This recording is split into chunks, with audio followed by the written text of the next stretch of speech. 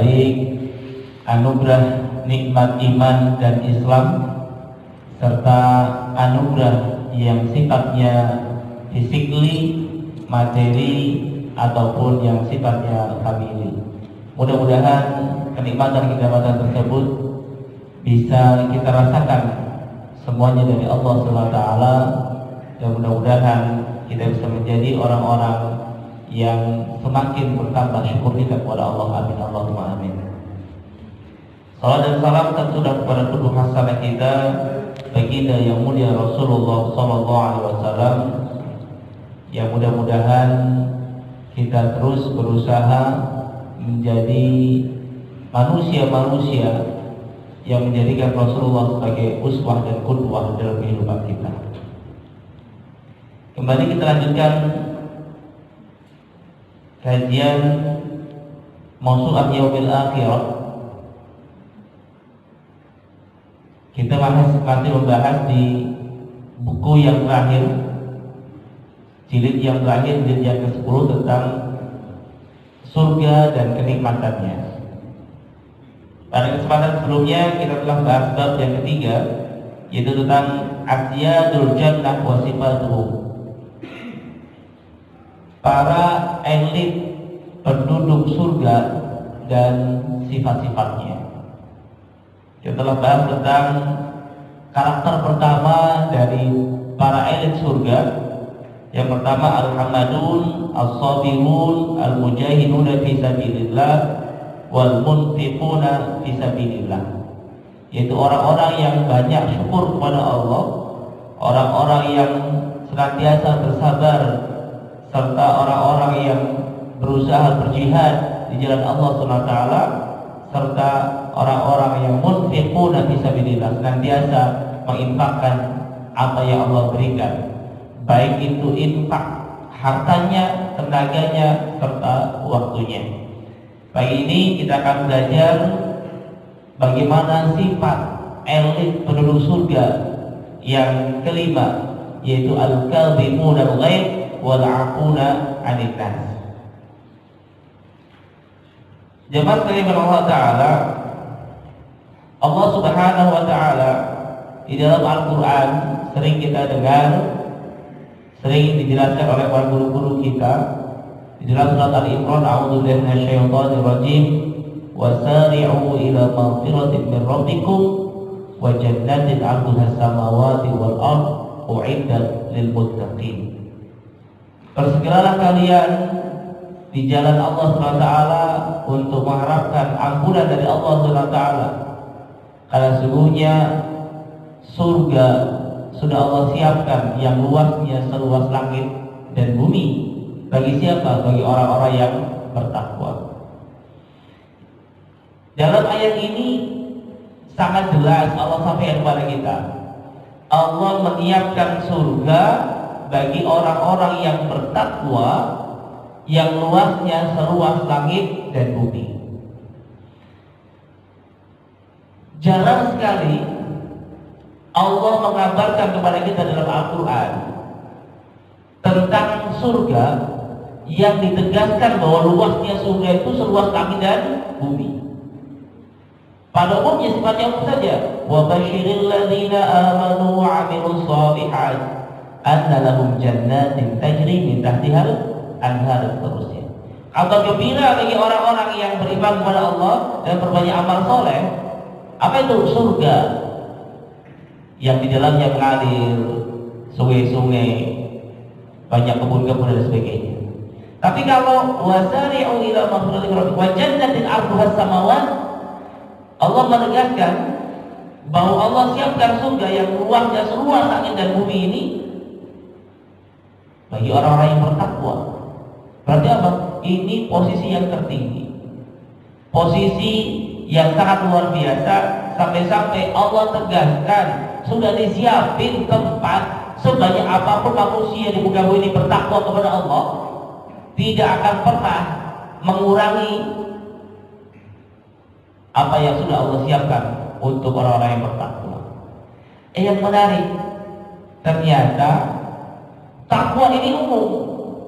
Dalam kelanjutan ayat ini Allah sampaikan kepada kita semuanya definisi tafsir penjelasan secara rinci karakter orang-orang yang bertakwa, yang setiap karakter ini ternyata mencerminkan karakter Asyadul Jannah. Setiap karakter yang ada dalam ayat ini adalah karakter yang dimiliki akhlak, perilaku, sikap, habit yang dimiliki oleh siapa? Calon-calon elitnya surga. Dimulai dari alladzina yunfiquna fis sarai wad dharra. Ini kita telah bahas pada pertemuan sebelumnya bulan yang lalu, yaitu al-munfiquna fi sabilillah, orang-orang yang senantiasa menginfakkan hartanya di jalan Allah. Ini adalah termasuk karakter orang-orang yang calon elitnya surga.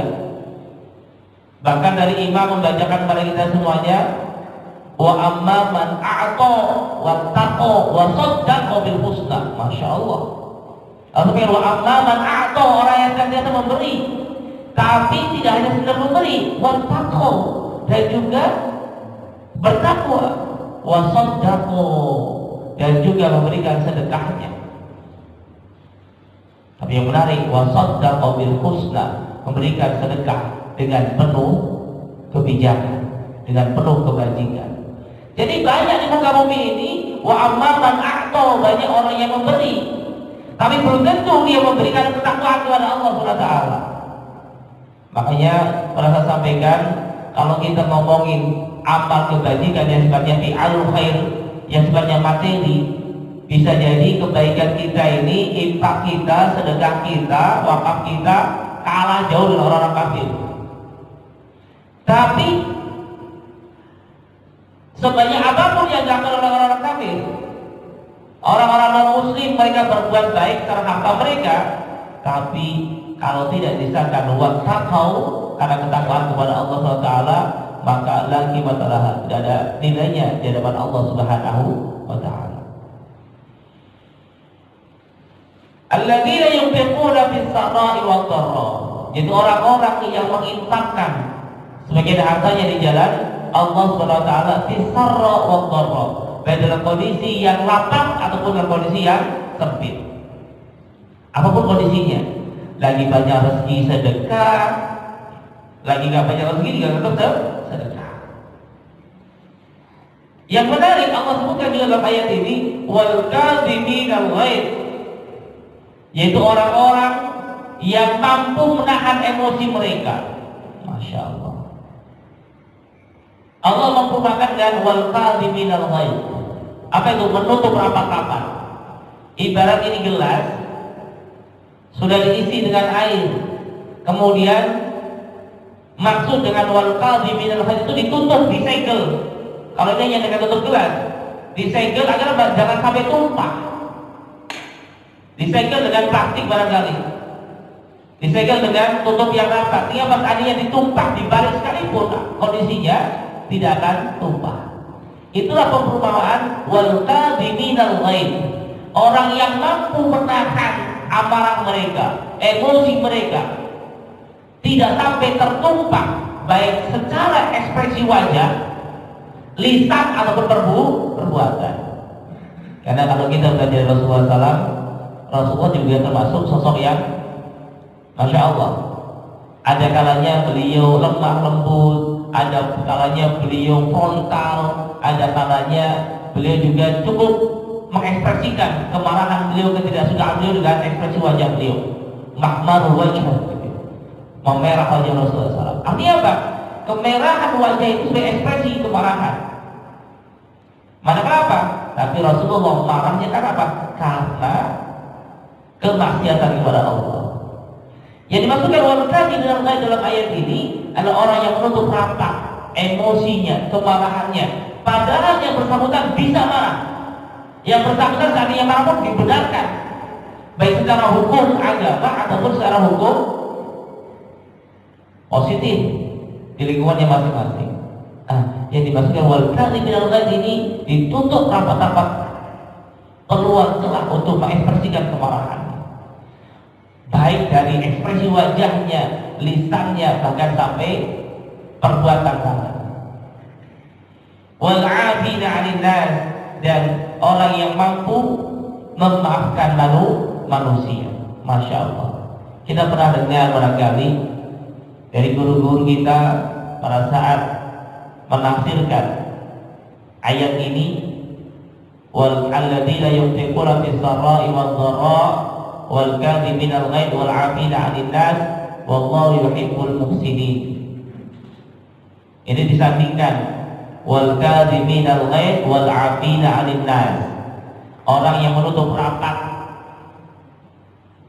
meluang celah emosionalnya, kemarahannya, wal 'afina 'anil nas. Kuncinya di sini. Kenapa orang mampu wal kadhiminal ghaidh Allah menyandir dengan wawu apa? Wal 'afina 'anil nas. Dengan apa? Memaafkan orang lain, memaafkan manusia. Kita bikin marah, tapi bukan kemarahan yang dilakukan, ditutup apa? Kenapa? Wal 'afina 'anil nas. Dia apa? Memaafkan orang lain. Inilah karakter mental para elit surga. Masya Allah. Gampang apa susah, Pak? Pak, gampang apa susah? Susah. Apalagi, mohon maaf, apalagi kalau kita marahnya itu kepada orang yang memang kita boleh marah. Dengan istri kita, dengan anak kita, dengan barangkali orang yang bekerja sama kita, ahli kita. Tapi kita bisa menutup rapat itu dengan apa? Kita dahulukan, ya sudah, kita maafkan. Ini bukan satu amalan yang gampang, susahnya luar biasa. Sering banyak para ulama mengutip kisah dalam ayat ini. Kalau Rasulullah terlalu tinggi, siapa? Cicit Rasulullah SAW, anak dari sahabat Husain bin Ali bin Abi Thalib. Siapa beliau? Zainal Abidin. Masya Allah. Beliau termasuk cicitnya Rasulullah SAW. Beliau tinggal di Madinah dan beliau hidup di Madinah sampai akhir hayat beliau. Kalau di dalam sekte Syiah, Imam Zainal Abidin Ibn Husain Ibn Ali bin Abi Thalib ini menjadi imam yang keempat. Imam yang keempat di dalam konsep 12 imam versi Syiah yang dhalah. Apa yang beliau lakukan? Masya Allah. Beliau dalam satu waktu mengamalkan ayat ini. Alladzina yunfiquna fis sarai wad dharra wal kadhibina al ghaidh wal 'afina 'anil nas wallahu yuhibbul muhsinin. Satu ketika ada salah satu staf rumah tangga beliau yang berbuat curang, berbuat curas, ketangkap basah oleh cicit Rasulullah SAW yang bernama siapa? Zainal Abidin Ibn Husain Ibn Ali bin Abi Thalib. Dan kesalahannya sangat fatal. Apa itu? Mencuri harta. Jadi beliau punya kebiasaan,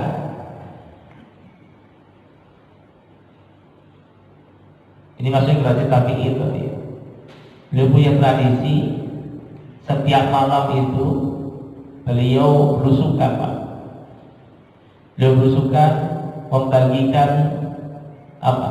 Membagikan sebagian hartanya kepada fuqara masakin wal mustad'afina di kota Madinah. Dan beliau mengamalkan tadi alladzina yunfiquna fis sarai wad dharra. Tapi tidak ada satupun penduduk Madinah yang mengetahui amalan tersebut. Masya Allah. Ini termasuk amalan sirri. Makanya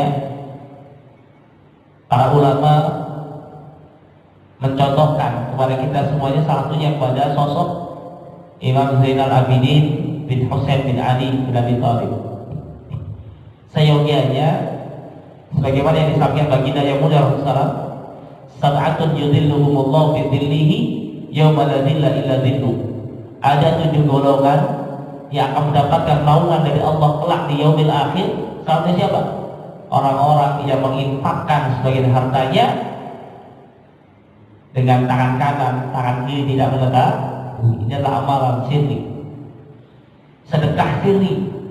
Kita bersedekah, berinfak tidak ada yang mengetahui kecuali diri kita dan Allah Subhanahu wa Ta'ala. Beliau mengabarkan itu setiap malam. Beliau sudah menyiapkan, setiap siang sudah menyiapkan di dalam gudang rumah tangga beliau gandum dan sebagainya. Pokoknya setiap malam rutin, mungkin untuk 4-5 keluarga.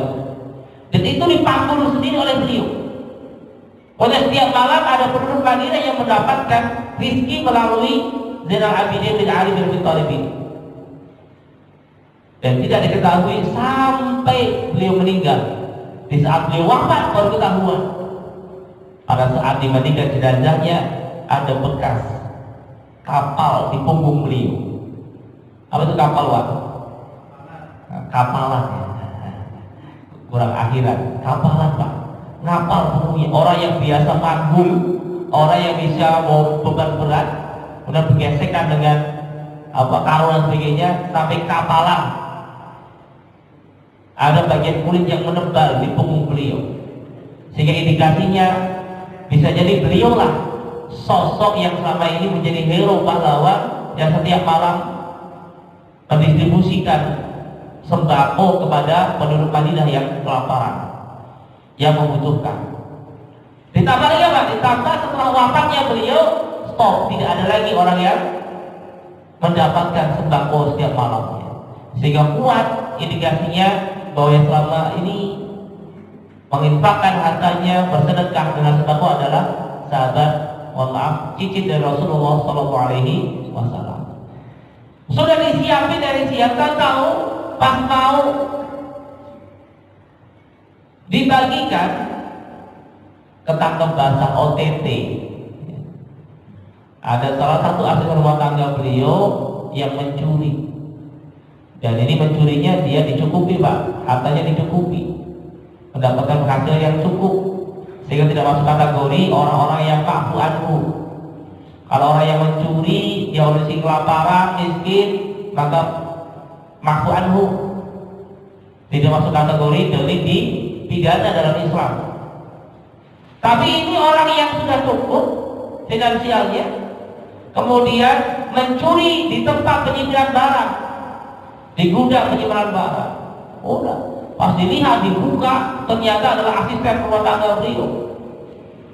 Hampir saja beliau melontarkan kemarahannya, tapi langsung beliau teringat dengan ayat ini. Wal 'afina 'anil nas. Sebelum al-kadhibina al-ghaib, belum afina 'anil nas sebelumnya. Beliau memaafkan dan beliau tidak marah.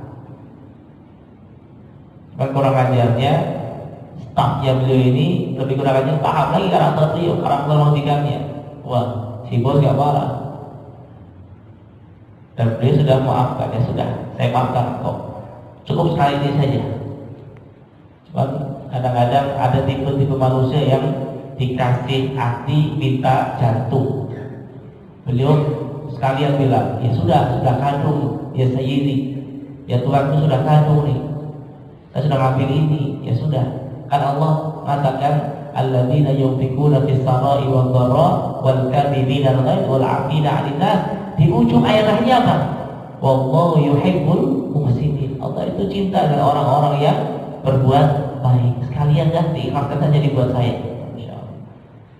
Ini yang Zainal Abidin Ibni Husain Ibni Ali bin Abi Thalib. Contoh yang disampaikan para ulama tafsir dalam tafsir dan ayat ini, satunya beliau, tentunya Rasulullah Sallallahu Alaihi Wasallam. Kenapa? Karena khuluquhul Quran. Karena akhlak Rasulullah Al-Quran. Coba sekarang kata, jadi bukan satu hal yang kebetulan Allah menyampaikan ayat ini, tapi karena memang Allah sudah siapkan fasilitas super elit untuk orang-orang yang punya karakter semacam ini, yaitu fasilitas VIP barangkali, tidak terbatas fee-nya. Ya Allah siapkan di surga. Bahkan seandainya surga yang luasnya seluas 7 langit dan 7 bumi hanya untuk orang-orang ini saja, maka masih cukup, Pak. Pertanyaannya, langit itu 7, bumi juga tuh 7, sab'a samawat wal ardh. Terus kalau 7 langit dan 7 lapisan bumi ini menjadi tempat surga semuanya, ya Allah siapkan untuk para elit surga. Terus rakyat elitnya di mana kira-kira Pak? Ini elitnya sudah siapkan surga yang luasnya seluas langit dan bumi. Terus rakyat elitnya di mana kira-kira? Subhanallah. Inilah kekuasaan Allah itu tidak terbatas. Yang kita ketahui saat ini dalam otak kita, benak kita, bahwa alam semesta ini terdiri dari 7 langit dan 7 bumi, 7 lapisan langit dan 7 lapisan bumi. Itu dimensi luas yang kita ketahui dalam Al-Quran. Paling luas itu. Tapi ternyata kekuasaan Allah jauh lebih luas dari luasnya langit dan luasnya bumi. Dan yang menarik, luasnya langit dan bumi ini Allah khususkan, wasari'u ila maghfiratin min rabbikum wa jannatin 'arduha as-samawati wal ardh u'iddat lil muttaqin. Orang-orang yang bertakwa. Dan karakter-karakter orang bertakwa salah satunya yang Allah gambarkan dalam ayat ini. Dan termasuk jadi apa? Karakter orang-orang yang menjadi elitnya penduduk surga. Masya Allah. Wal kadhiminal ghaidh. Menutup setelah kita marah. Mau marah ingat. Wal kadhiminal ghaidh. Mau marah ingat. Allah siapkan surga yang luasnya seluas langit dan bumi. Mau emosi ingat. Masya Allah. Dan ternyata tidak mudah. Terus kira-kira sahabat Umar bin Khattab masuk nggak kira-kira? Jawab. Kira-kira sahabat Umar bin Khattab masuk nggak dalam kategori ayat ini? Wal kadhiminal ghaidh wal 'afina 'anil nas. Masuk nggak kira-kira? Kita tahu karakter beliau, emosionalnya luar biasa. Lihat orang kencing, mohon maaf, di tengah masjid, langsung emosi. Lihat orang yang katakan, "Iqdil ya Rasulullah," nggak main-main, "Ya Rasulullah, idrib uluk, izinkan aku untuk penggal lehernya." Kira-kira masuk nggak?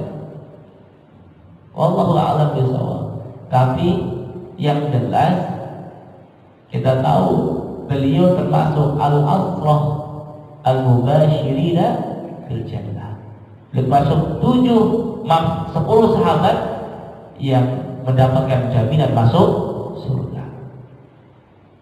Termasuk apa? Termasuk juga beliau sahabat utama yang Rasulullah sallallahu alaihi wasallam. Artinya apa? Emosionalnya, emosinya Umar bin Khattab itu lil haq, untuk kebenaran. Jadi apa? Kalau kita marah dalam kebenaran boleh, apalagi marah yang sifatnya untuk agama, bukan untuk pribadi. Yang dimaksud dalam ayat ini wal kadhiminal ghaidh, ada apa? Orang yang marah hanya untuk kepentingan pribadi, untuk kepentingan individu. Tapi kalau kita marah karena agama kita dinista, kita marah karena Allah dihinakan, ini justru marah yang syar'i, marah yang dianjurkan. Bahkan kalau kita tidak marah dalam posisi macam itu, dipertanyakan keimanan kita, dipertanyakan akidah kita, dipertanyakan keislaman kita. Sehingga jelas tidak masuk klasifikasi sahabat Umar bin Khattab radhiyallahu anhu. Kenapa? Emosi beliau manakala apa? Manakala Rasulullah dihinakan, manakala syariat dipermainkan, beliau marah. Ya, dimaksudkan dalam ayat ini wal kadhiminal ghaidh adalah marah, emosi yang terkait diri pribadi. Masalah muslimin yang akan Allah Ta'ala, Allah juga menyandingkan wal kadhiminal ghaidh dengan wal 'afina 'anil nas, memaafkan orang lain. Dan ini termasuk karakter elit surga. Wal 'afwu 'anil nas min awal sifat rahmah ilahiyah allati khassasaha li'ibadi. Fal 'afwu wal ghufran wa qabul taubah sifat rahimallah biha ibadi. Memaafkan dalam Bahasanya memaafkan manusia adalah sifat yang pertama kali dimiliki oleh Allah Subhanahu wa ta'ala. Sifat pertama yang melekat kepada Allah Subhanahu wa ta'ala. Memaafkan, mengampuni, menerima taubat, ini adalah 3 sifat Allah Subhanahu wa ta'ala. Pertanyaannya, apa sih bedanya antara al-'afwu dengan maghfirah? Apa perbedaan antara memaafkan? Allahumma innaka 'afuwwun tuhibbul 'afwa fa'fu anni. Bahkan tidak main-main, doa ini dikhususkan oleh baginda yang mulia Rasulullah SAW agar apa? Diperbanyak dibaca oleh kaum muslimin manakala berada di 10 malam hari terakhir di bulan Ramadan untuk istiqbal apa? Lailatul Qadar. Bunda Aisyah, ya Rasulullah, apa sih amalan ataupun doa yang seyogyanya kita baca manakala kita berharap Lailatul Qadar itu turun? Langsung aja doa, Allahumma innaka 'afuwwun tuhibbul 'afwa fa'fu anni. Memaafkan dengan mengampuni itu berbeda. Secara bahasa Ghufran, ampunan Allah itu apa? Allah mengampuni. Ya sudah, diampuni. Hamba Allah berbuat salah kepada Allah, diampuni, oke, diampuni. Tapi tetap hukum ditegakkan.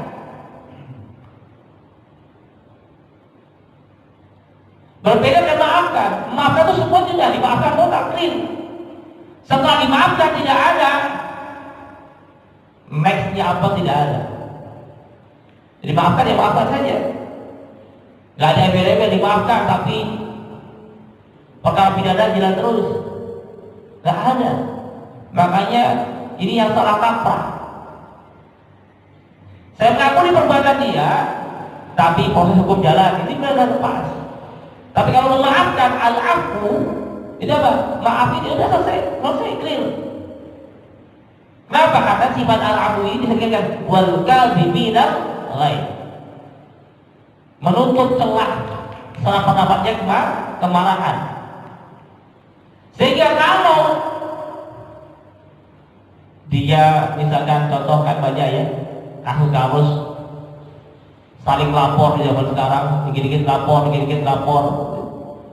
Bahasanya sudah, saya maafkan, tapi kasus hukumnya tetap jalan. Nah ini berarti bukan aku namanya. Masih ada apa? Wal kadhibina ghaib. Kalau maafkan yang pun sudah, tidak ada ekses setelah itu. Dan ternyata sekali lagi dikatakan ini adalah salah satu dari 3 sifat dasar yang dimiliki oleh Allah Subhanahu wa ta'ala. Dalam surah Al-Maidah ayat 95 Allah sebutkan Afallahu amma salaf. Allah memaafkan semua yang telah lalu. Masya Allah. Jadi apapun perbuatan dosa yang dilakukan oleh hamba-hamba Allah yang telah lalu, maka selesai clear. Makanya inilah konsep taubat. At-taubah yujibu ma qablah. Taubat itu menutup semua yang telah lalu, sebesar apapun dosanya. Kalau dia bertobat selesai, Allah maafkan selesai. Yang penting apa? Yang penting wa man 'ada fayantaqimullahu minhu. Namun tadi kalau sudah dimaafkan tapi ngulangin lagi, nah ini Allah menyampaikan fayantaqimullahu. Allah akan menghajar orang yang macam ini. Makanya hati-hati dengan taubat kumat. Takutnya kita meninggal pas lagi kumat. Kita ngerinya itu. Nah, ini bentuk taqimullah, bentuk serangan Allah. Allah maafkan. Kenapa? Allah Ghafur. Allah Maha Pengampun. Tapi kalau faman ada, barang siapa yang kembali bolak-balik, maka fayantaqimullahu minhu. Allah bisa menyerang Takutnya tadi serangan Allah itu mematikan. Takutnya mati kita lah sedang dalam kondisi yang tadi ada kembali kepada kemaksiatan, dosa-dosa kita. Wa huwa alladhi yaqbalu taubata 'an ibadihi wa ya'fu 'anis sayyi'at. Masyaallah. Allah lah yang menerima taubat hamba-hambanya. Wa ya'fu 'anis sayyi'at. Dan Allah subhanallah wa ya'fu 'anis sayyi'at, memaafkan semua kemaksiatan yang pernah dilakukan. Bahkan saya bentuk rahmatnya Allah, wa yubaddil sayyi'atihim hasanah. Allah akan rubah, Allah gantikan kemaksiatan, dosa-dosa karena kemaksiatannya ini menjadi al-hasanah, kebaikan-kebaikan. Masya Allah. Ini bentuk rahmatnya Allah. Tapi cuma sekali, Pak. Kalau taubatnya taubat sambal, taubatnya taubat kumat, ini yang kita khawatirkan. Fayantakimullahu minhum. Masalah muslimin yang dimuliakan Allah SWT, yang terakhir Allah disebutkan, wa in ta'fu wa tasfahu wa taghfiru fa innallaha ghafurur rahim. Banyak dalam ayat Al-Qur'an kita ketemu dengan ayatnya wa in ta'fu, dan barang siapa yang memaafkan, wa tasfahu, dan mau saling bersafahah. Musafahah itu apa? Salaman. Wa taghfiru, dan saling memaafkan, mengampuni. Fa innallaha ghafurur rahim. Sesungguhnya Allah itu Maha Pengampun lagi Maha Penyayang. Ini karakter perilaku elit, bukan elit politik, tapi elit di surga. Orang-orang yang gampang memaafkan kesalahan orang lain dan gampang berjabat tangan salaman dengan orang lain.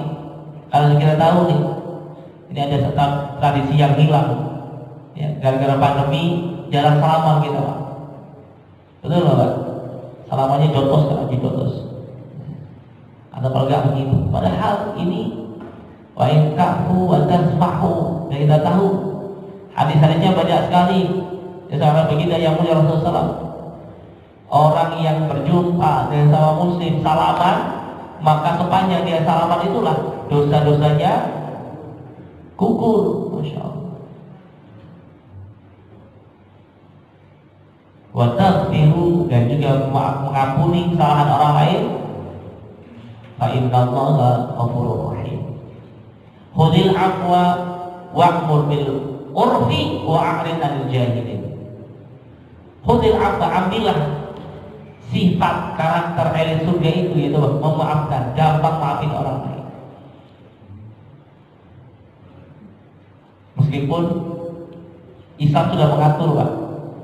Islam sudah mengatur. Boleh gak kita marah? Boleh. Ini berarti karakter elit surga itu gak marah sama sekali? Enggak, boleh marah.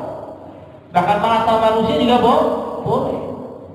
Asalkan tahu batasannya, tahu ilmunya.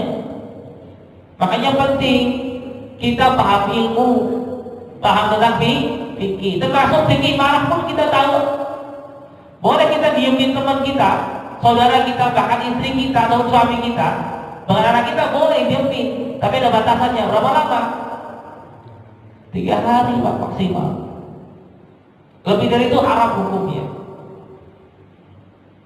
Kadang-kadang ada yang tahunan, apalagi dengan pandemi semacam ini, jarang melintasi, udah lama berlama-lama.